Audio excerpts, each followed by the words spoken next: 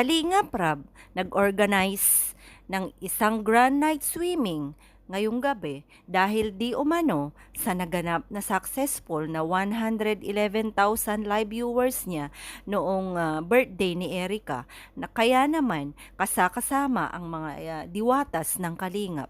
Pero mga Kareyna, ayon sa inupload na photos ni Kalingap Rab ay hindi natin makikita si Reyna. Kasama kaya ito or talagang hindi na isinama dahil nga hindi pa masyadong okay si Reyna? Ano ang masasabi nyo sa usaping ito, mga Kareyna? Usap-usapan ngayon na baka nga hindi na isinama si Reyna, pero napakarami ring taliwas na bakit hindi nga isinama si Reyna ay parte naman ito ng nagparami ng views ng Kalingap noong panahon na sineselebrate nga ni Erica ang kanyang birthday. Ganun pa man, mga Kareyna, sa atin naman na talagang solid supporters ni Reyna, hangarin lang naman natin ay mapagaling ang dalaga at syempre sana tuluyan na itong gumaling upang sa ganun ay makipagsabayan na sa mga normal na mga dalagita or diwatas ng Kalingap.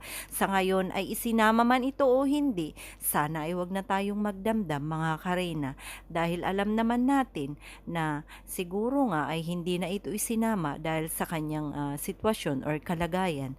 At syempre, siguro ay may separate na itong party or gagawin para sa kanya. At kamakailan lang naman ay nakita naman natin na in-upload na ni Kalingap ang kanilang feeding program na kung saan ay nakita nating masaya at energetic ang dalaga, na talaga namang na umani rin ito ng napakaraming views.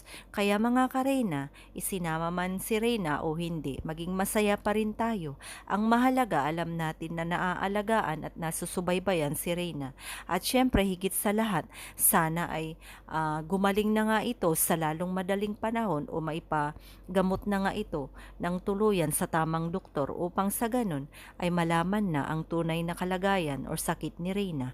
Mga Kareyna, salamat sa lahat ng mga sponsors, lahat ng individuals, lahat ng mga OFWs, at syempre sa lahat ng mga nananalangin para kay Reyna. Maraming salamat sa ating lahat. Sana ipagpatuloy lang natin ito, suportahan saan man dalhin ng tadhana si Reyna ay lagi pa rin tayong nandyan sumusuporta sa kanya. Salamat muli sa mga Kalingap team na talaga namang hindi pinapabayaan si Reyna at lalong-lalo na kay Mama Roda na sadyang nandyan araw-araw para sa kanya, at sa lahat ng mga K-boys na talagang bumibisita at naglalaan ng panahon para kay Reyna. Sa ngayon ay umaasa ang karamihan na sana ay mabigyan nga ng magandang party sa idara na anniversary ni Reyna.